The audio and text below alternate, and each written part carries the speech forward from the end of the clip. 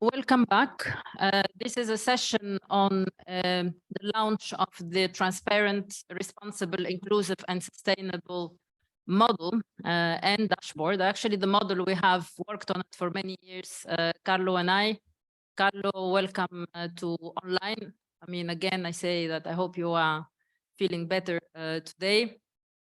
And this work, in fact, we have launched it, or we have started developing this since many years. It was in the time when we worked on the blue transition scenario. Some of you already know what is this blue transition scenario, which we started developing in the Mediterranean Prospect Network, which we worked on from 2009 to 2013. It was a framework program 7, which I had the chance to manage together with the team, including, of course, Carlo Sessa, who is joining us online. And later on, we took all this model, which was anchored in a foresight model, economics, of course, and foresight model, into what I call the TRIS model for development. And of course, what we have looked at there is trying really to understand certain contexts, especially based on the global transitions, mainly, for example, driven by the digitalization, moving into automation and moving into different concepts of regionalization and globalization also. With the COVID-19, we also saw this as what I call a new reference that we are living in since COVID, moving from what we knew as a globalization model prior to COVID to a regional model, which we need to be a bit more focused on the regions and the geographies we are linked in. For example, Europe, Mediterranean, and Africa, and beyond also. This can be possible. Now, let me just go a bit to remind you of what really are the main drivers of this TRIS model for development. And this, what we try to do with the years, is to define the guiding principles. And these guiding principles are: one, transparency. And one of the sessions here in EMANES conference is transparency before just transition. I think this is also important to ensure that we have data from the government and from the institutions to allow us to have informed policy making and policy decisions. So accountability of past and present decisions, actions, and intentions is essential. Transparent governance is essential for any development model and for any economic and socioeconomic model. So for us, this transparency aspect is not yet anchored into our development and economic models. We're trying really to have a proactive, I would say, a proactive approach to put it always on the forefront in all our research and also in all our work for policy making or advice for policy making, and also for economic policy. So transparency is really very, very much a core of this model. Now, responsibility is a second dimension or principle, which we have discussed a lot with Carlo. It was anchored into what I call the responsible innovation principles of European Union, and then really trying to manage first, before managing, is first to identify and then manage the possible intended and unintended consequences in the future of whatever actions we are taking today. And I think this is also something a little bit philosophical, but then it allows us really to understand each action in terms of, for example, research, in terms of innovation, what would be the impact overall, and then we link it to what I call the responsible living concept. That's what we plugged it out, and then we left it as a second principle for our TRIS development model. The third and the fourth, of course, you all know, and this was the basis of the work we have done in MedPro from 2009 to 2013, back then, all the work we have tried to develop is to try to understand what are the complementarities between the Mediterranean countries and Europe, and then at the same time, understand the wealth creation in terms of inclusiveness and in terms of sustainability. This was even before the SDGs or the Sustainable Development Goals. Before, we worked on the basis of the MDGs, Millennium Development Goals, and then in 2015, these SDGs became the new framework, so Sustainable Development Goals. But then inclusiveness and sustainability are core nowadays, and I think we need to go beyond. So this is, for me, now is becoming practically, from a theoretical standpoint, the reference model that we really need to mainstream. It's not mainstream yet, but then the idea is really to mainstream it, and we have to go beyond. And then we will understand, we will listen from Carlo later on, what is our intention to develop what I call the new dimensions of the TRIS model. So this is also something which we are trying to work on, Horizon 2050, and we have done some assessment also at EMEA level with a team of Leonidas and Pantelis Kapros, working on the assessment of this Horizon 3 and really moving into a future which is compliant to the TRIS model for development. Finally, to understand all of this, next slide, Elena. We tried to link our approach of the TRIS model to the SDGs. And then we have developed an approach where we link all the indicators or dimensions of those SDGs to what we want to achieve there in that graph you see. And I have talked about it. And then link this to key indicators. So the next slide. And these are, of course, the 4 pillars I mentioned. Next slide. And these are the dimensions and indicators. And from here, I give the floor to Elena to explain to you the dashboard, what we have been doing over the past months. And this dashboard will allow us to understand where the countries are in terms of this TRIS 4 pillars, TRIS model. And from there onward, we could start really designing or designing the policy, economic policy roadmaps for how to reach really into a future that is transformative, compliant with Horizon 3. Floor is yours, Elena. My name is Elena, and I'm a trainee here at EMEA. And in the past months, I've been working on developing the TRIS dashboard. Okay, perfect. So the TRIS dashboard is available on our website, on the research platform. It's freely accessible. All of the data that has been sourced for it is freely accessible from the UN, the World Bank, and a number of other sources.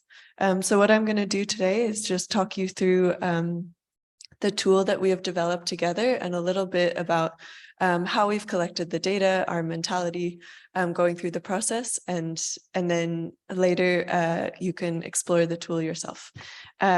So first of all, as Rym mentioned, maybe before, the TRIS dashboard was pre-launched at the COP27 event. So our original thinking in developing the TRIS dashboard was using the Sustainable Development Goals as a basis for data collection and understanding the goals that we ourselves have outlined in the TRIS model.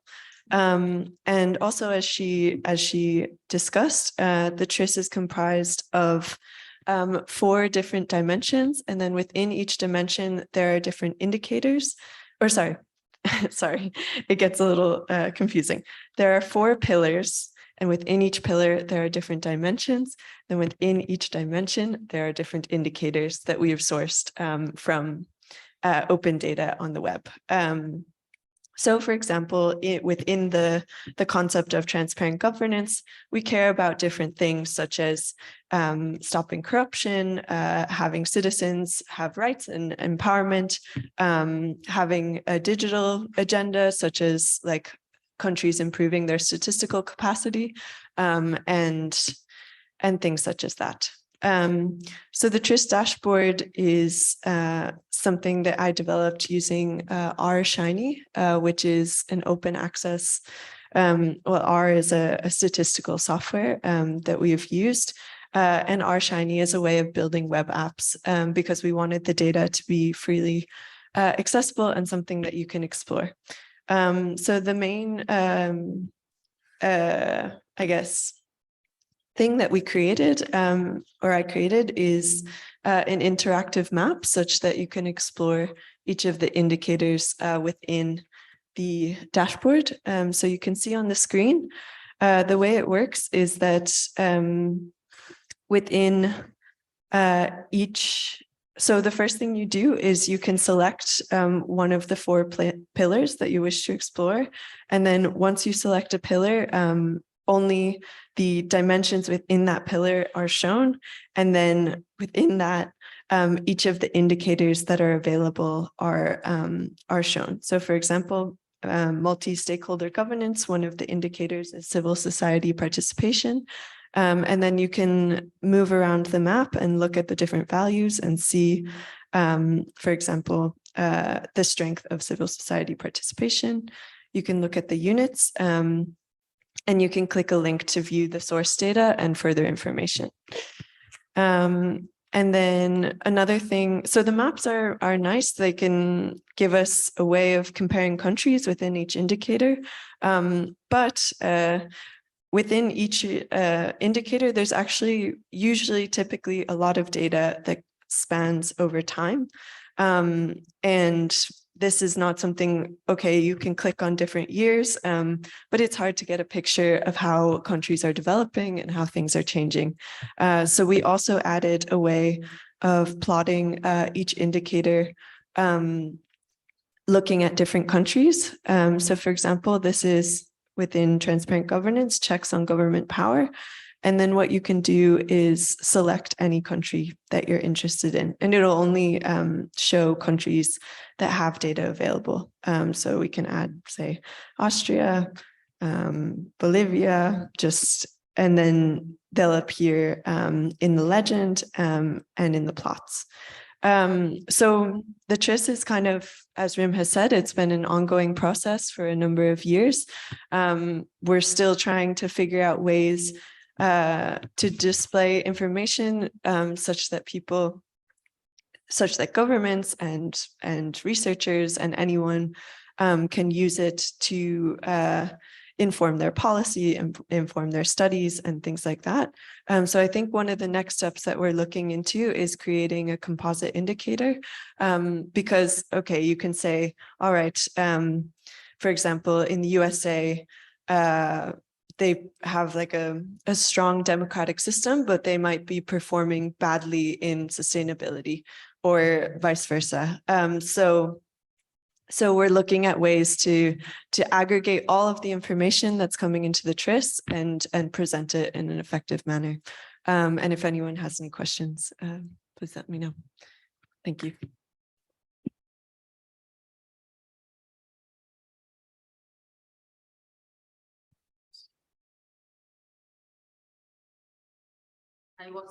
I was asked to move here because the camera cannot move on the other side. So thank you, Elena. So this is really what so far we have developed. So let me just say a few words about the dashboard. The dashboard, first of all, is anchored into publicly accessible data, official sources only. And this is important. So it means that it's data-driven. And the idea is any new data source that we will get to enhance the indicators in the dashboard will help us to assess the right information for the construction of what we call the sub-indexes. Okay. And later on, you will see with the next sessions, the policy session, that my colleagues Yegane and Nejet working on the social inclusion specifically. Of course, social inclusion is very broad, so it can meet in a certain manner what we have as the third pillar, inclusive societies. So this is also an important point to mention. So still, every concept can be very broad, but then in our the TRIS model, what we're trying to do is to have a very specific focus on all these transitions that we're talking about. So the concept of TRIS really is anchored in what we call these 4 transitions that we have developed within the Horizon model together with Carlo. So again, I repeat, the governance transition, societal, green, and economic transitions. So to have this discussion today, I would like to give the floor to Enrique de Villamore. He is the head of MedWaves. MedWave is a center has been working for many years on circular economy, circular economy, also sustainable consumption and production patterns, and how to move it really into the real economy. This is central to the TRIS model we have developed. Of course, we didn't know MedWaves before we moved to São Paulo, and it's a real pleasure to have Enrique here to discuss how do you see this TRIS model into your own day-to-day work, and then how we can improve it. So to make sure that this, what I call theoretical model, still is a theoretical model, could be mainstreamed in the real economy a bit further. So in terms, for example, of indicators, in terms of data, so then this allows to really have a tangible impact on our economies and societies. Please. You can come here.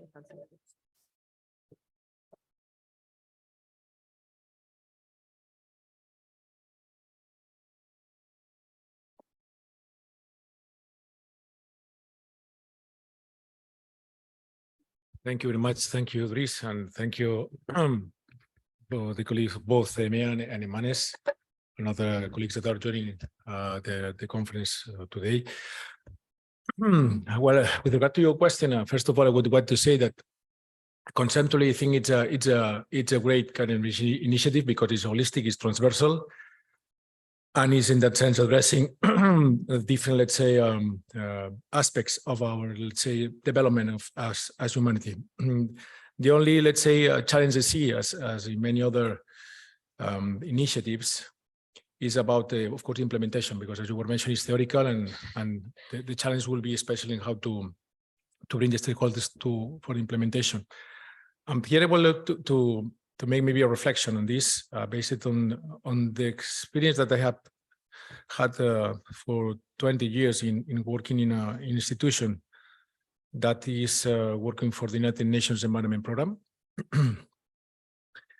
And I would like to just start by just referring very briefly to the word congruence. This morning, just knew, I mean, I received again this news about this guy that will be killed, executed in Iran, because he was, in that sense, you know, making a step forward to defend the rights of women. And he's a football player. So he will be eventually executed because of this. And this Sunday, there will be the final in Qatar of the World Cup.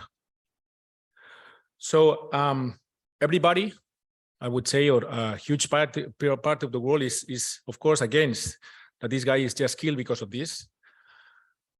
However, the thing is about what to be done. So this morning I had the chance to share this thing with some colleagues of some WhatsApp groups in which I'm involved, but as many of you, including, for example, my family, my cousins. And I just made the question and the suggestion that, okay, what about just boycotting the final and not saying it? Because maybe it will be the only thing that population can really do in order to give this guy a chance, or to, let's say, to make that something which is absolutely wrong happens. And even in my family, there were pros and cons. Some of them were saying, of course, I'm also not planning to see it. Some others were saying, but what about the US? Because they have made a lot of kills in different countries. Nobody has complained about that. So another cousin was saying, yeah, but in this case, every time that the US is making some kind of kill or something, then there are a lot of noise, or depending on the country, blah, blah, blah. But the thing is that in any case, I don't know, there is an objective fact in principle that this final will be taking place probably. So hopefully there will be other pressures for this guy to not be killed. But at the end, there is an issue of congruency. So many people, or most people, is against of this terrible issue, but hopefully I'm wrong. But most probably, most football followers will be watching this final. So this is why I was reflecting on the issue of congruency.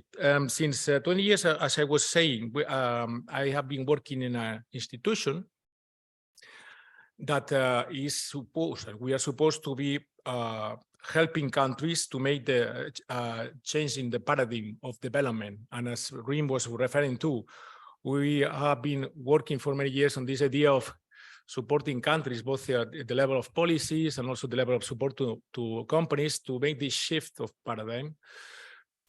Going from a linear economy, the one that is based on the idea of just, extracting resources, consuming them and creating waste, and in that sense, creating externalities and then creating all the environmental challenges we are facing. One of them is climate change, but is, as many of you know, is not the only incumbent. True, there are many others, and in fact, all of them are interlinked. Climate change, atmospheric, air pollution, marine litter, plastics, toxic chemical, etc. The thing is that myself have been working in this institution, and in that sense, I've been attending many conferences, and still attending the conference. Last weeks ago, I was having the honor, the possibility of being in Sharm el Sheikh for the conference of climate change. But it's already a kind of a secret, secreto voces. It's something that is for which all of us is something that draws our attention. That is something is wrong about. Let me just make an example. So I started at 20. It's still just 4 minutes. Great. Right? 10 minutes I have. 10? 10 is fine. Okay.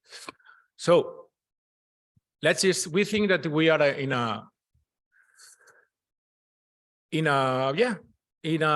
a conference about people that are just basically advocating for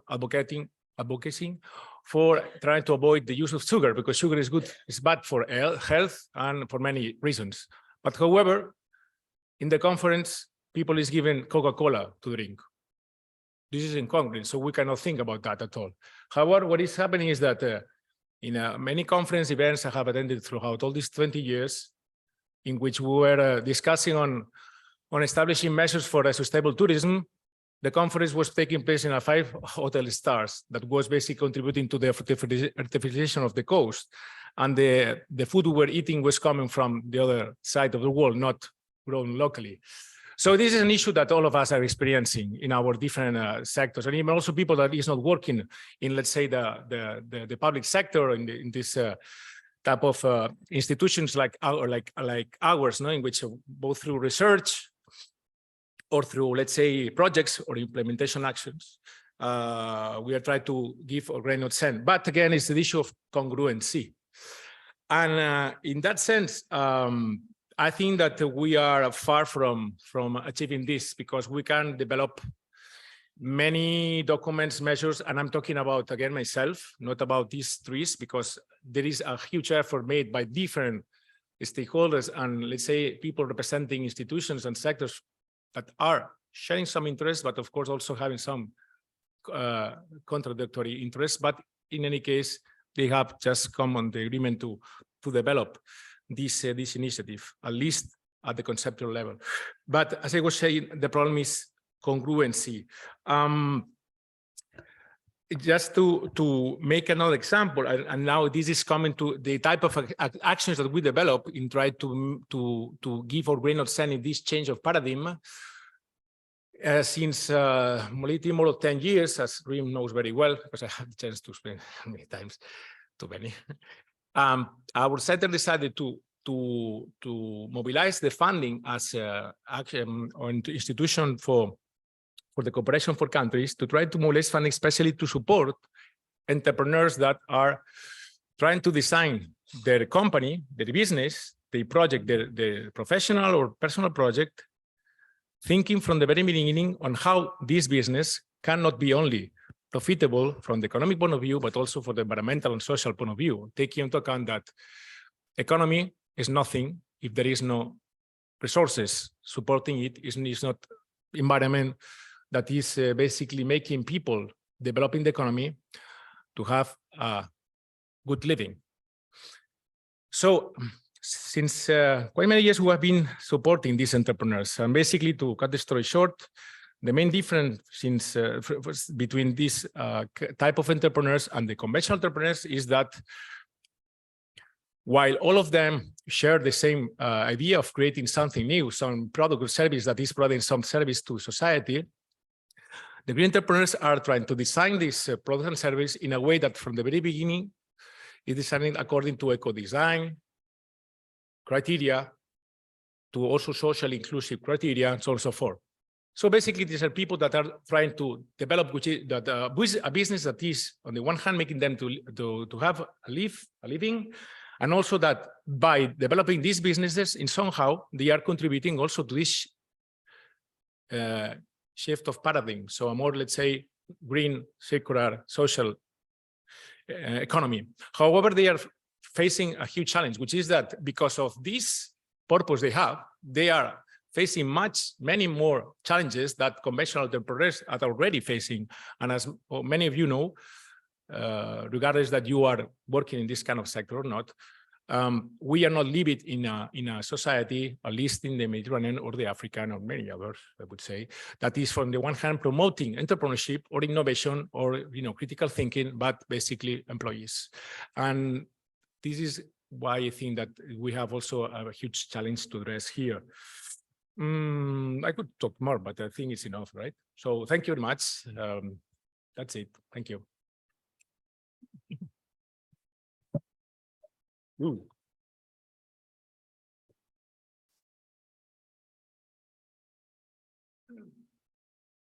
Thank you, Enrique. I think you gave a very clear speech about the fact that we are living in a transition, and this is the purpose, in fact, of the TRIS model. It's really trying to move us from what I call the Horizon 1 into Horizon 3, a transformative scenario. So, of course, there are challenges. I mean, transforming economies and societies, particularly when you have the incumbents who may not want to change, because for any change, there are costs. And these costs are, I would say, in pro rata of their size. I mean, all those players who have been, for example, the large oil companies, for example, the large, Coca-Cola or anything else that might be, we know it's detrimental to health and all of this, but then they have invested in a time where the economic model was driven into growth, which is good. But we never thought about the quality of the growth. We only talked about quantity of growth. So growth is important when we are moving from an economy, or it's a destructed economy. Second World War destructed many economies. And I think we needed to go fast from the 80s into what they called back then the Washington Consensus Agenda between the US and the UK. And then this has driven us into what I call several years of growth, but then of course growth based on a certain model, and this certain model is anchored and reflected very much into the reference model that we know and we still in, and that's the Horizon 1 model. Of course, a transformative scenario needs to come from all stakeholders involved, and I think we're not there yet. I mean, when you hear the COP27, where you have been there and we have been there, of course, I was extremely disappointed in a sense that even the layout of the COP27 shows that it's a layout based on the power of I would call them the institutions, or call them the companies that have much more capacity to have more spaces, and it's not at all sustainable from an environmental standpoint. But we can argue a lot about this. But the core point here is try to, despite those what I call those factors, so challenging factors, we can move forward and push the pillars for a transformation. And the pillars of transformation, one, what you have mentioned, you've been working on this circular, reducing the waste and really having business models that are sustainable for the environment.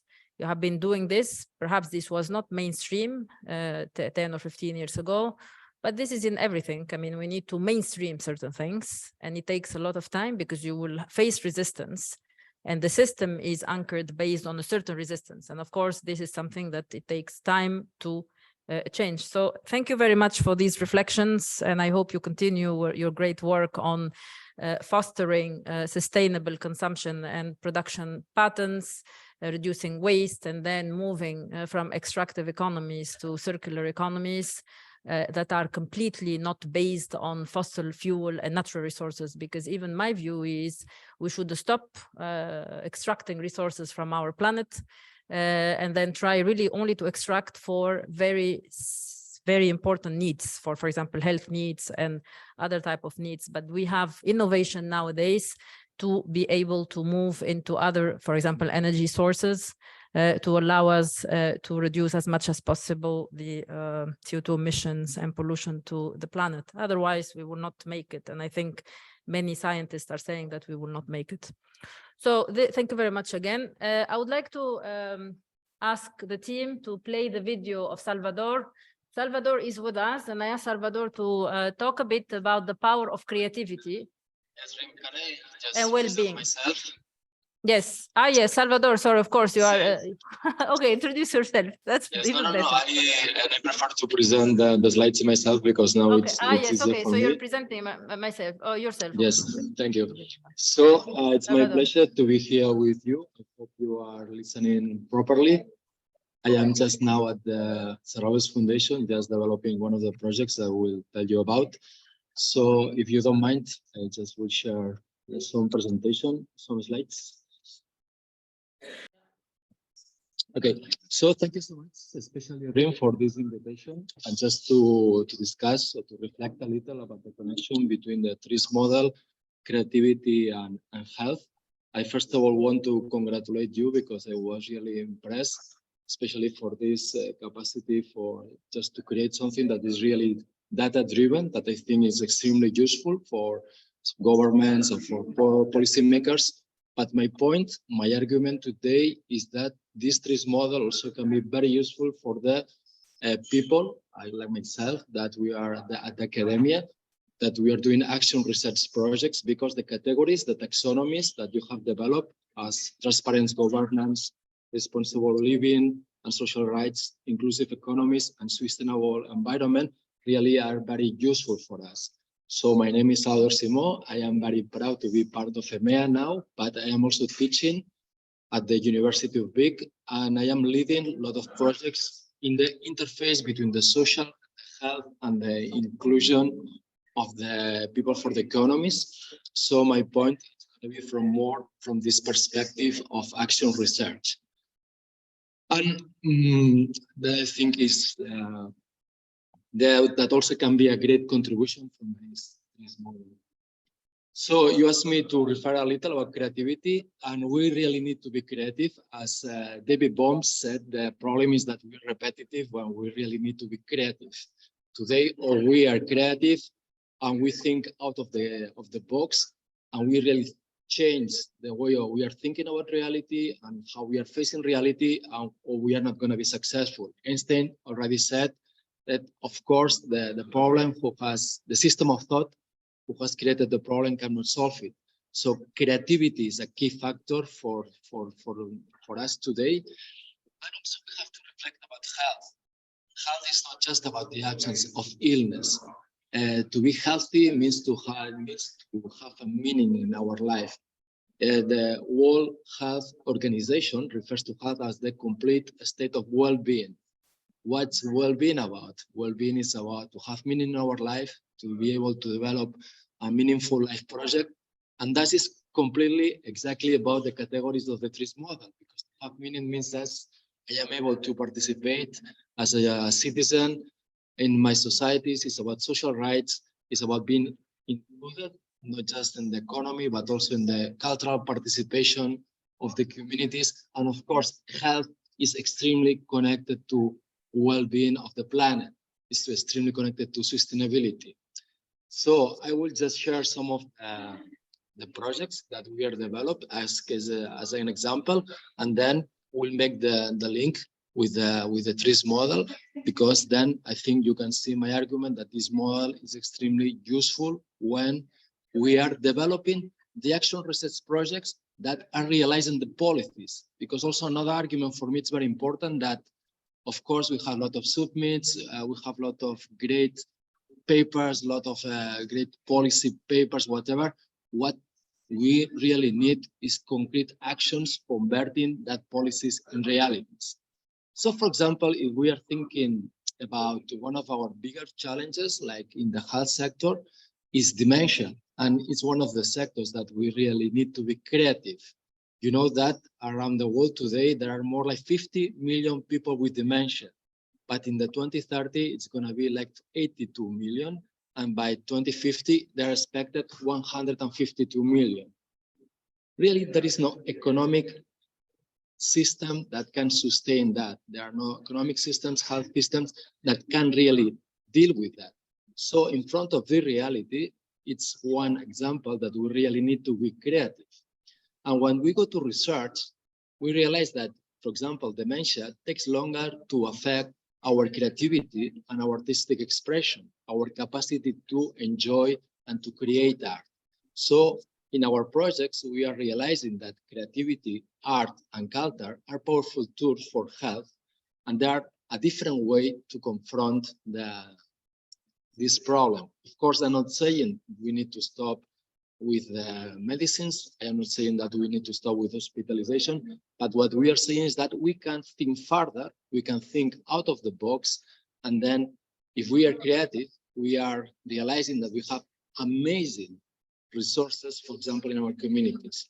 In 2015, we started developing projects in the main cultural institutions, and what we are doing is converting cultural and artistic places into spaces of well-being and health also. So we're giving added value because it's not just a center for art and culture, but it's also a center for well-being and social participation. And the most important, is extremely cost-effective because the center is there, the inversion is there, and the capacity to add, to be able to include these people, for example, with dementia. So we are talking about the inclusive of the TRIS model, but also we are ensuring people are being able to use their rights, because they have right to participate in the artistic expression of in the human, to be able to enjoy art is a human right. So it's another of the important taxonomies, categories of the TRIS model. So what we do is just we open these museums, we open these centers, and we create special sessions for people with dementia. We have been working also with mental health survivors. We have been working with people with intellectual disabilities, teenagers with mental health problems. And we are doing research. We do action research, and the research also is giving data and is giving evidence that this kind of interventions are working very well, and we are having a great impact for the well-being, but also for the social participation. We have not just done at the CCCB, we have been working at the Museum Thyssen in Madrid.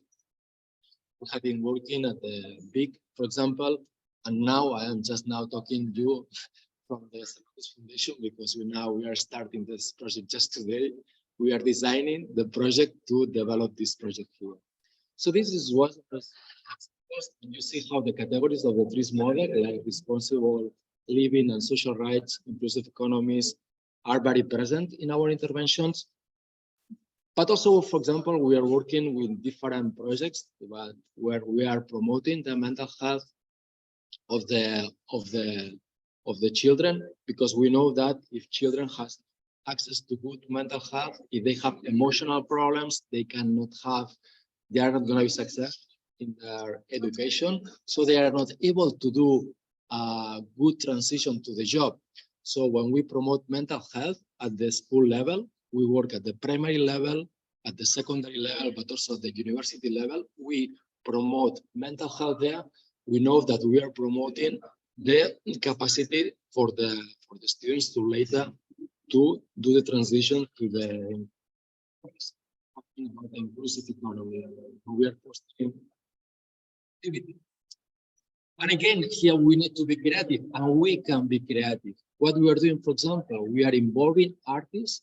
We are involving, like Rap Play, that is one of the most famous rap singers. And we are teaching these are for the students in the secondary education, how rap can be a powerful way to express the emotions. So again, when we are creative, we can really improve the health of the populations. And the last example I want to share with you is that we are creating a social enterprise. In this social enterprise, it's about the third category of the TRIS model. It's about creating inclusive economies.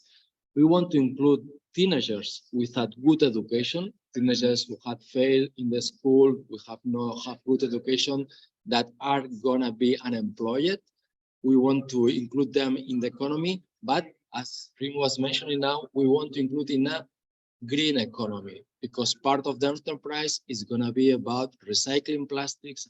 These recycling plastics, we are gonna work and create items, products for urbanism, for landscaping, also for interiorism. For example, we are working with 3D printing. So it's about the second category of this model. It's about the responsible living, but it's also about sustainable environment, because we are recycling and we are promoting the green economy at the time that you are including these teenagers that they have problems. So these are just 3 examples, different projects that we are developing right now from my mental health chair and in collaboration with EMEA. And you see in all the projects, you can see very concrete ways to link with the TRIS model. It's always about transparent governance, because we are always working from the quadruple helix, from the university, working with the private sector, with the public sector, and with the third sector. And of course, transparency is a key aspect. All our projects are funded for European Union, national governments, and enterprises, and transparency is one of the key aspects.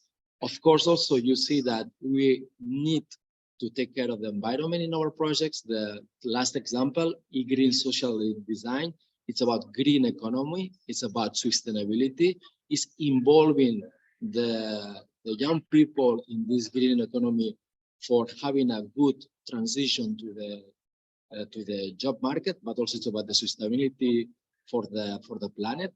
But also our projects are about inclusive economy, as you are mentioned, but it's also about the social responsible living and the social rights, the right to enjoy art and culture. For example, the first of the projects I was showing you. And so all our intervention and also about this promotion of the mental health, for example, when we do that, we are promoting productivity and we are promoting wealthy communities. And also the projects, as examples, you see that are about responsible living.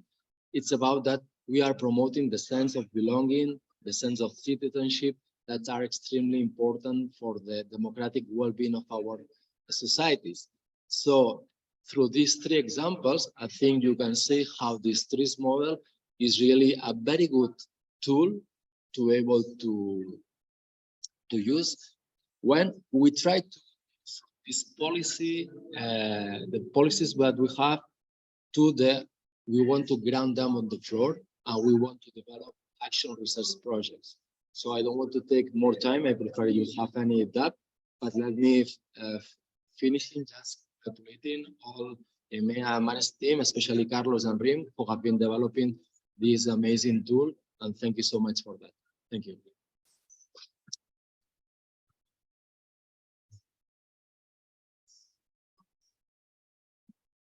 Very comprehensive presentation. Again, it shows that your work has been inspired by this model, but then you didn't know the model. And then I was very happy to see a clear application also as I mentioned before, in the case of the presentation of Enrique on some of the dimensions, but in your work really it's very clear that not only it applies, all the work you've been doing, it applies to this, and TRIS is applied to, I mean, there is a clear sense of application of the principles into the work you do.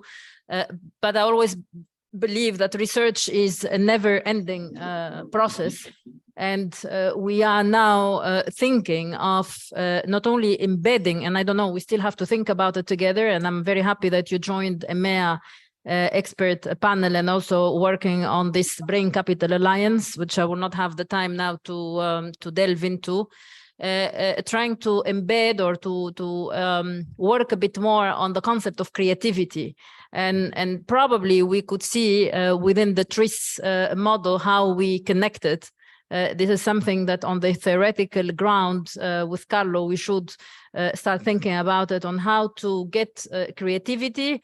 We always thought that responsibility could solve the issue there through the responsible innovation principles, but now we might need to be a little bit more creative ourselves also into the principles of the TRIS model, and maybe enlarge it a little bit, not to make it too large because then it becomes including everything, but at the same time probably connect with other concepts and see what other interaction. This is really the basis of research, that in reality, we try to move every day, we move a little bit further into what we can call a transformative scenario, although we will try. Carlo, I mean, we have already discussed the other concept, which is regeneration. I think we had the chance to discuss it a bit. I mean, I had a bit of time to think about it, but I'm looking forward for the next years to develop this regeneration concept that you proposed last time in a meeting. Please, I leave you to talk and you let us know. Okay, so my contribution will follow those of the previous speakers. Thanks for all that I think are sharing the spirit of the TRIS model, which is to federate the work around indicators and measuring several aspects. And if the model works for that, is very important, because this is an effort. TRIS is offered as an idea for creating a framework where you can recognize how to place your own work and to develop the indicators, which are something which is a process which is dynamic, because the indicators, the categories of the TRIS model are solid, but even if they are solid, they could even be optimized in the future if something new come in. But especially the indicators have to be based on the data available by one side, but by the other side need to follow the design principle of improving the way of measuring these four pillars.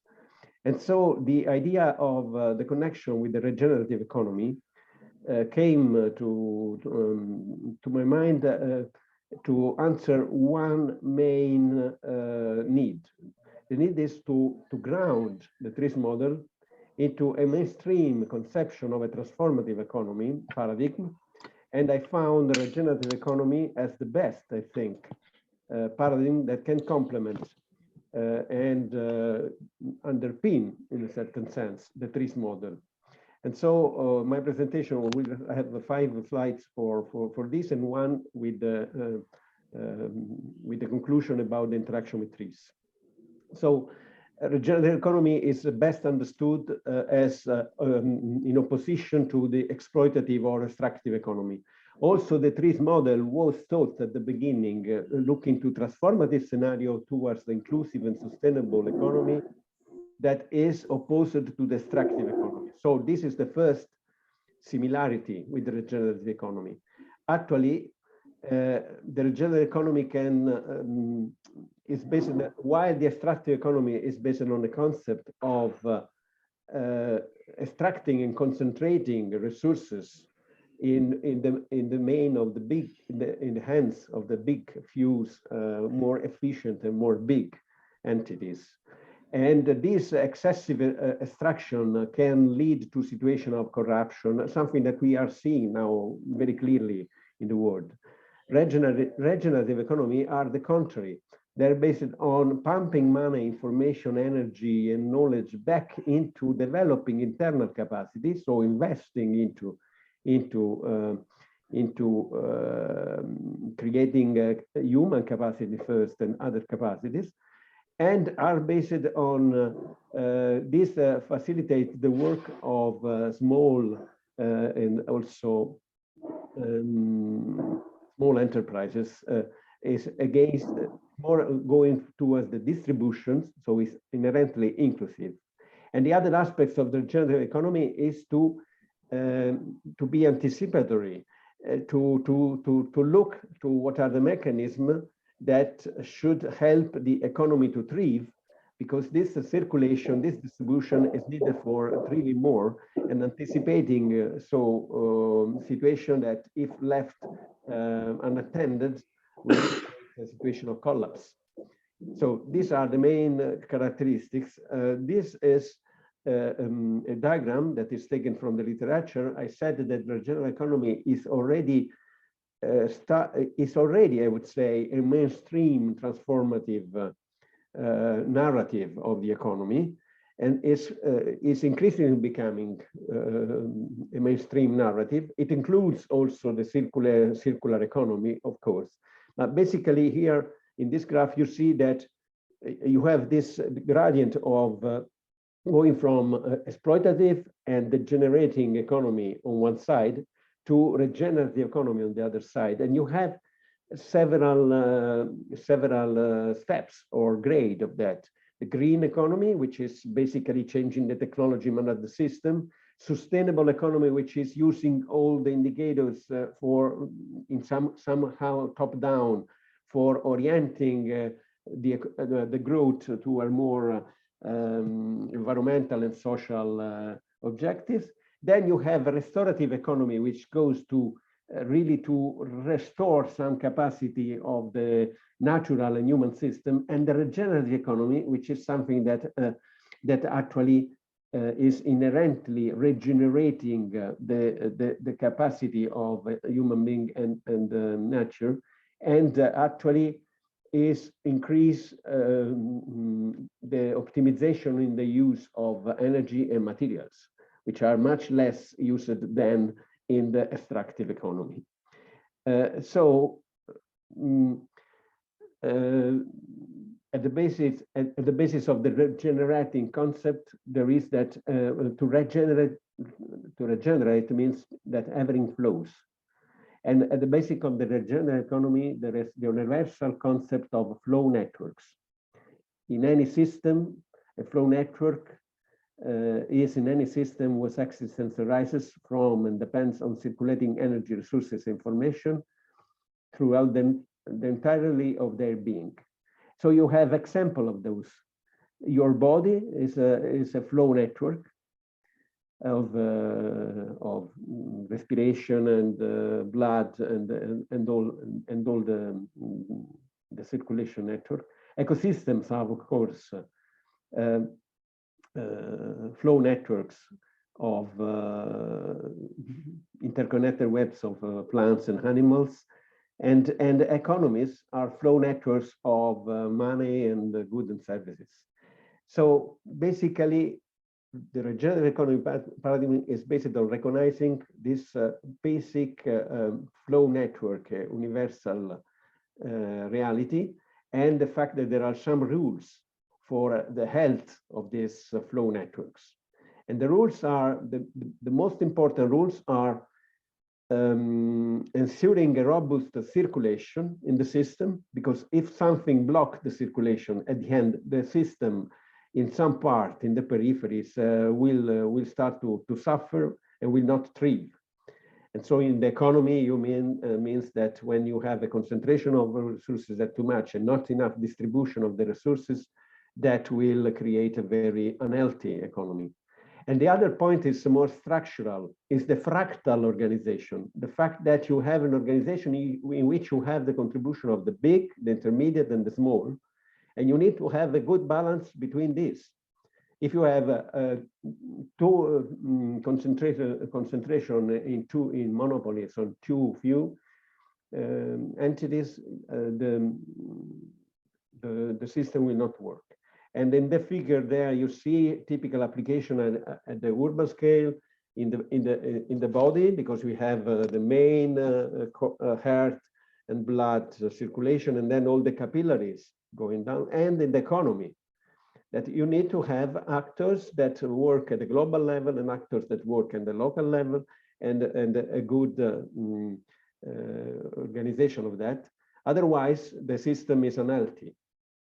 And so, while in our traditional economic growth paradigm, the measuring of progress is GDP typically, in the general economy, what you need to measure is the regenerative economy health. And this is a graph, the window of vitality, which is famous in the mainstream literature of regenerative economy. Healthy systems maintain a balance of a resilience factor, small, diverse, flexible, and densely connected participants in the system, and efficiency factor, big, streamlined, and powerful participants that also contribute to the system. But the aim is to maintain a balance within a window of vitality representing optimal network health. So you have to measure element of efficiency and element of resilience and diversity in the system.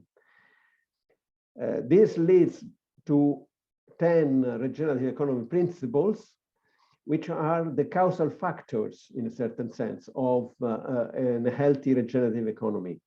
And you see, this is a graph that shows that basically there are 4 domains: circulation, for ensuring cross-scale circulation of resources between the big, the intermediate, and the small levels; regenerative reinvestment, so use the investment to regenerate the resource that continue to create wealth, so human capital and natural capital and so. The need of reliable inputs and healthy outputs. Here there is the connection with the TRIS, because actually, as I was showing this last slide, TRIS is a model that can help to measure healthy outputs in terms of sustainability, the inclusive and sustainable sustainability pillars, but also reliable inputs, because for any economy, transparent governance and responsibility are inputs in the system for making the system healthy. So there is really this strong connection, I think. Then there are indicators of structure of the system, which are connected to the concept of keeping a fractal organization. So balance of sizes of the entities, of the firms in an economic system, for example, balance of resilience and efficiency of the system, and sufficient number and diversity of roles, because that variety is one of the conditions for the progress of the system. And then there is the dimension of relationship and values, which is enough a good degree of mutualism between the participants, and the constructive versus extractive activities. And finally, a process of collective learning. That is something that we are trying to do here in any situation, the participation of participants in this collective learning. So the regenerative economy proposes some intrinsic indicators for measuring these causal factors, which are not in the TRIS model, but are complementary to the TRIS model. And these intrinsic indicators, because are based on measuring the structure of the flows, basic on the matrix of connection between each node with the others, are very similar in the economy to the input-output models and the matrix of exchanges of goods and services, and which are used for computing multiplier effects of investment in the economy. That is actually an example of the kind of data that are necessary for analyzing the structure of a system. And this is important because in our experience, we want to connect the TRIS also with quantitative analysis done with the model that we did in MEPRO with the input-output modeling based of general equilibrium model of the Capros team. And so this is also a way for ensuring robustness to the TRIS development model by complementing it with some indicators of the structure of the economies. So this is a slide where I summarize what partly I already said of the interaction with the TRIS model. The general economy is inherently inclusive and sustainable, with 10 principles focusing on causal dynamics underpinning socioeconomic health. So on one side, the 10 measures of the regenerative system, which quantify network and systemic structure and function, are linked to key aspects of human health, environmental quality, and socioeconomic health. So the healthy outcomes, which are measured in the inclusive and sustainable pillars of the TRIS model. On the other side, the transparent governance and responsible living pillars are enablers, are reliable inputs necessary for an healthy regenerative system. So based on this connection, I think that we can further develop connection with the regenerative economy mainstream tools, instruments. One of the most famous is the Donuts economics compass and dashboard, for example, because I think TRIS needs not to be extended, need to be updated and made more precise around those 4 dimensions and domains, but needs not to remain isolated, need to be complemented with other efforts of measuring indicators that go in this direction of the regenerative economy. And of course, I think it's very, very interesting and exciting to consider all this in the concept of the relationship between Europe and Africa, because I think that Europe and Africa is the space where there are more opportunity for shifting to a regenerative economy paradigm of the economy and society. Thank you. I hope that I have taken some minutes more, I think, than allowed. Sorry.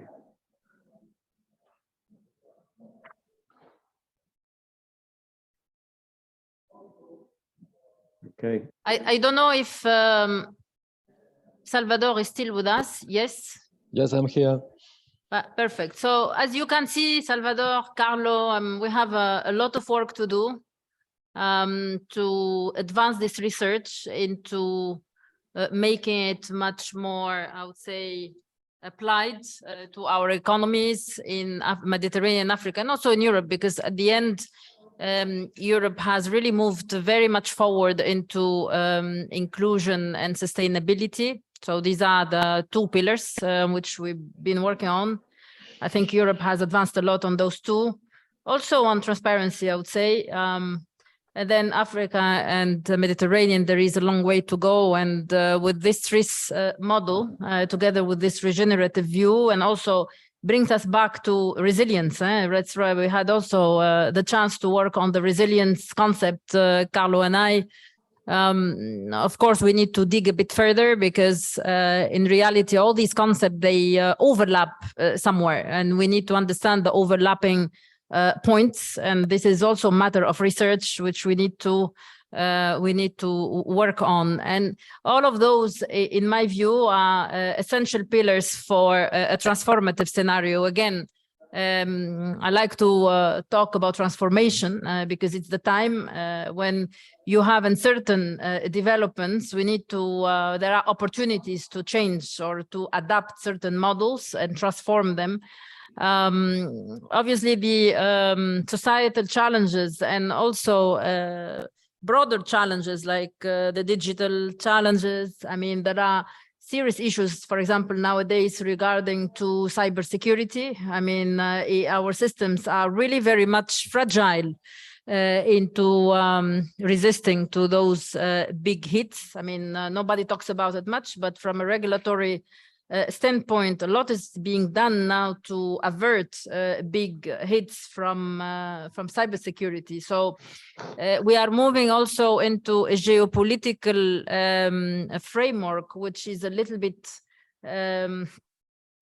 more, I would call it, fragmented, with different interests, and this is also not conducive to what I call collective actions. Actually, we're moving into very strange environment, which we need to continue as researchers to observe and understand. I mean, I think we are still in the understanding phase. So I don't know, Salvador, do you have any comment on what Carlo mentioned?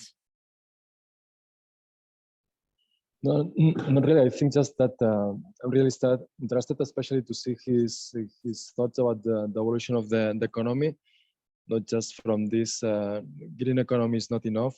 We need to go to this restorative economy, and especially I like it so much how he has been doing all these metaphors with the human body and with just with our bodies, our societies. So really was really inspired by his presentation. So my main comment is just to congratulate him.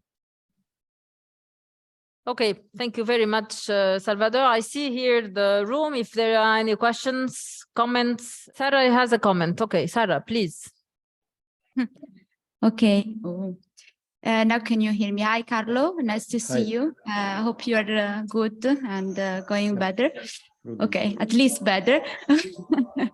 And my question is about the regenerative framework that you have explained and how to going forward, because the regenerative economics, it's often linked to this idea of also regenerative capitalism. So my question is, in your view, how we should still keep the concept of capitalism, so the sense of accumulation in a way, even if something which is different from the idea of capital that we were keeping before, so shifting the idea of capital in another type of capital accumulation through the regenerative approach, or whether we should completely change this this view and this model. And the other question is, how do you see the link between bioeconomy and regenerative economy? And so whether you think that we could say that, in a sense, regenerative economy, since it's like embedding in a way many different also definition of economy, like sustainable, blue, green, and so on. We could also say that in a way it goes also beyond the bioeconomy, in a way that like regenerative economy, embedding also the concept itself of sustainability and circularity, with the use of course, biological resources, it's a way to really move beyond all the other concepts that are embedded in it. So thank you for your presentation. Thank you, Sarah, for this very, very, very smart questions.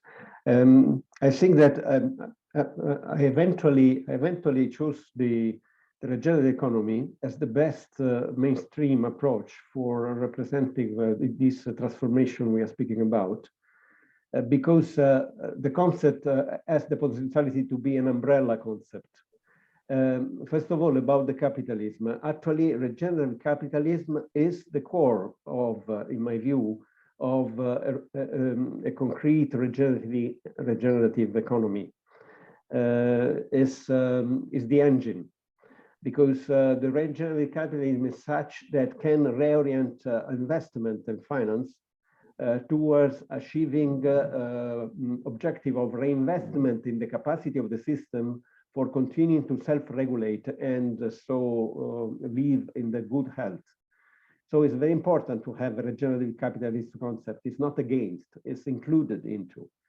And also the circular economy and the bioeconomy is obviously one of the aspects of the regenerative economy, because it's the aspect concerning on how you deal with the relationship between the interaction between human beings and nature. Actually, we are part of the nature, and so we need to behave in our way of using resources and recycling resources in a more regenerative way, which is basically ecosystemic, not only exploitative.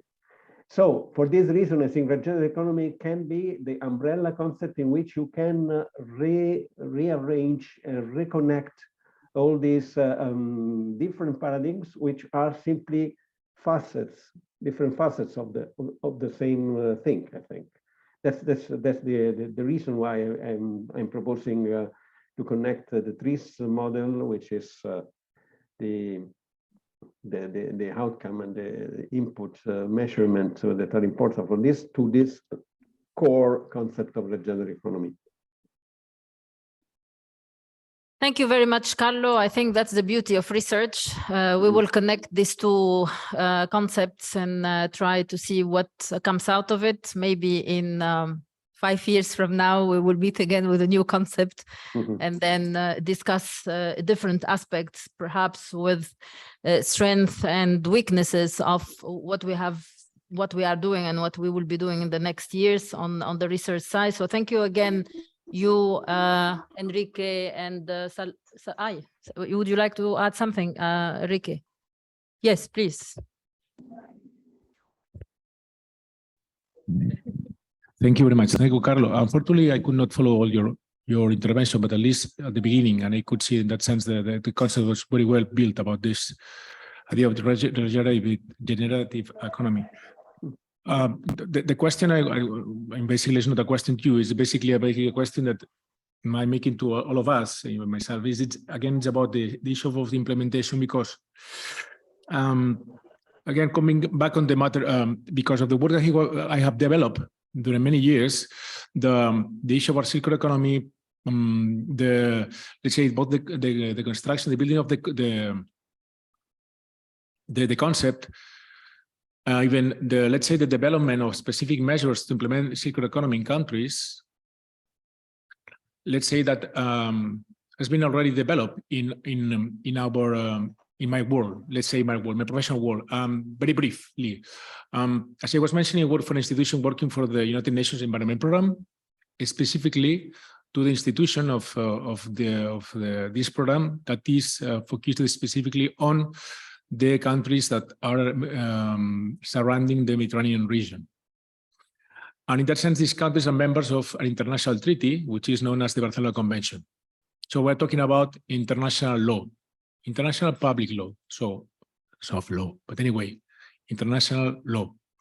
Throughout the years, the common policies agreed by these countries with regard to the protection of the environment and also the promotion of sustainable development has evolved in order to, in that sense, moving from a kind of a remediation approach to environmental matters to, let's say, mitigation, or even to the sustainable, or to the concept of transition too. Okay, so I think we understand between us what I'm referring to now.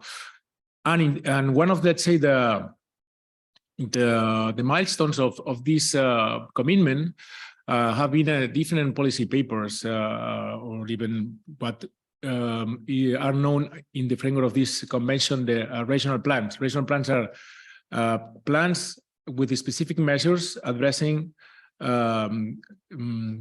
different matters with regard to environmental challenges, to which all the countries of this convention are supposed to be obliged. And for example, in 2016, there was a specific kind of regional plan, let's call it Mediterranean plan, for sustainable consumption and production / circular economy. And this is a very nice written plan identifying, for example, the 5 economic sectors which are main sources of, let's say, pollution and environmental impact, at the same time as being main drivers of the economic development in the region, which are, of course, food, agriculture, tourism, housing,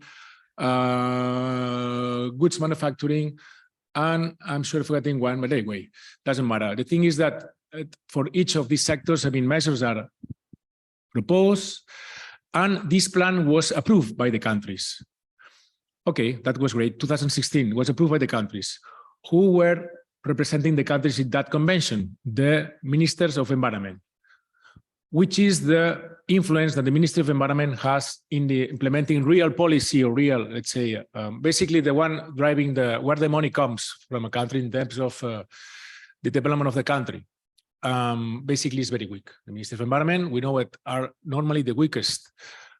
This is changing in some countries when the Ministries of Environment are not only leading the issues related to the environment, but also others that are related to the environment, but also directly related to the economy, like energy. And this is, for example, the case of Spain or probably other ministers of environment. But the problem here is that when these ministers of environment are also increasing their mandate to cope with other matters which are really strategic for the countries at the short term, let's say that the sustainable approach to deal with these matters is overcome by the short-term economic approach to deal with the matters. I don't know if I'm making my point clear. The thing is that on the one hand, again, this is why I'm repeating that I think that there's already a work done and will be continue being done in preparing plans, preparing strategies, very well now written. But again, I mean, in terms of implementation, I see it difficult unless these kind of plans, including of course yours, we ensure that sooner than later make that these are embraced by the ones who are really deciding where the money goes. And this is why. Sorry? No, if Thank this you. is the question, I have an answer for that. Great, thank you. Okay. Thank you very much, all. I think implementation, of course, it takes time, as we mentioned before, and it's always lagging behind. So this is why we need to think faster than implementing. And when at EMEA we decided to go for action, we realized that all these actions are anchored into what I call the reference model. So unless the actions are designed by us or by researchers, it's very difficult to go for action very fast. So Carlo, let me tell you something. I think we are already very late, 25 minutes. Okay. And as a chair of the or whatever, I'm moderating this session. I don't want these people have to eat. I think we have the time to all discuss, because we cannot delay the next session, the academic session, which in fact you share. So you have to have lunch too. Yes, of course. I think we need to break for lunch now for half an hour, 40 minutes now. So thank you all. We will have time to discuss further this. The team will work together for this TRIS model, regenerative paradigm, and transformative scenarios. And thank you very much for this very inspiring talks. Okay, good lunch. Okay, thank you. Good lunch.